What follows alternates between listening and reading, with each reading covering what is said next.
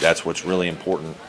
Are the guys willing to still work at the level you need to work after experiencing some success? And I think right now our guys are proving that we are, but we're still trying to figure out the best way to play a little bit with this team.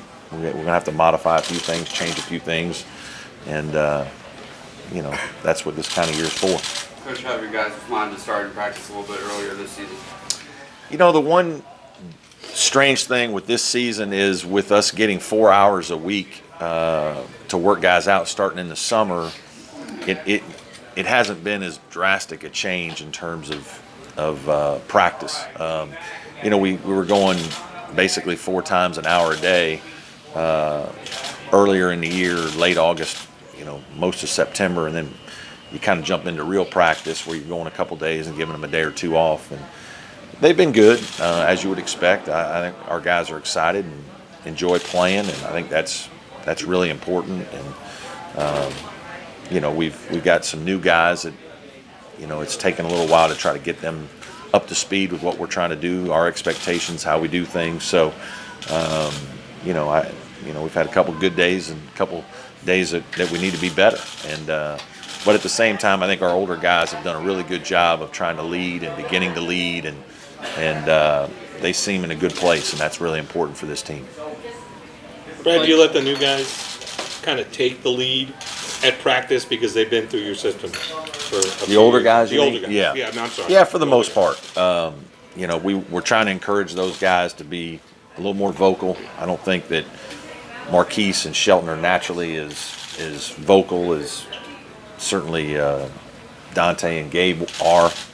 And so that's an area of improvement. Eli's doing a good job. I think he always has tried to really help the younger post players and new guys. Javen White for us, Jonathan Bear, and so that's been nice to see.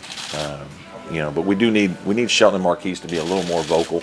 I think they practice hard. They're they certainly show the guys what to do, but I think there are times when they've got to be a little more vocal and demonstrative about things that we need done in practice, especially when we've been in some competitive scrimmage environments. But in terms of the way we work, how we approach things, those guys have been terrific, and couldn't be more pleased with their attitudes right now. When you look at the production of Gabe last year, especially down the stretch, how do you replace that, and is it by a committee approach replacing that? Yeah, there's not going to be one guy that's going to come in and do what Gabe did. I think he made 80-some-odd threes last year, and we don't have a guy that's really, I think, ready to do that. I think it's going to be a bunch of guys, a lot of these older guys continuing to get better and improve. Eli, may have more points. Shelton Mitchell might have a basket or two more. We'll insert other guys into those spots. David Scara, John Newman, a freshman, I think has looked good, especially defensively early.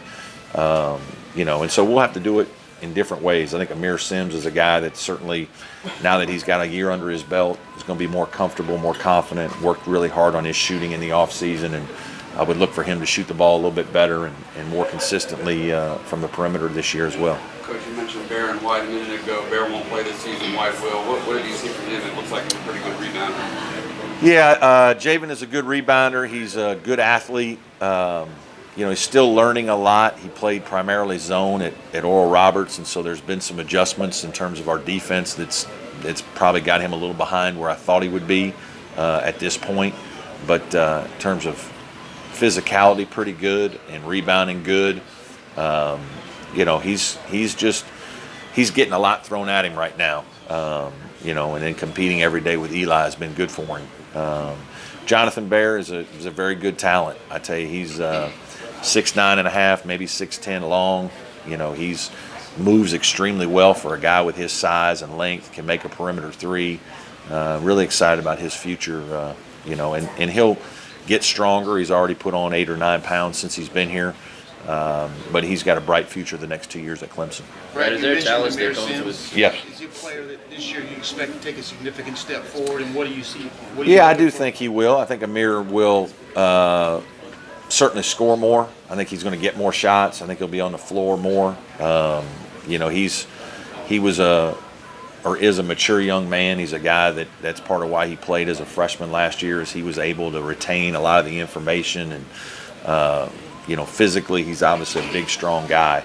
But the mental part of it is what he was really impressive, or why he was so impressive to us as coaches last year, was his ability as a young player to just kind of play with some poise and really understand a lot of the things that we do quickly. And now I think it's more of just getting comfortable, figuring out some different ways to score. We got to do some things where we'll probably put him in a few more positions to get shots, whether it's posting up or rolling up out of a pick and roll situation to get a three. And so I do think his scoring will go up, and I think he's a guy that's really worked hard to improve.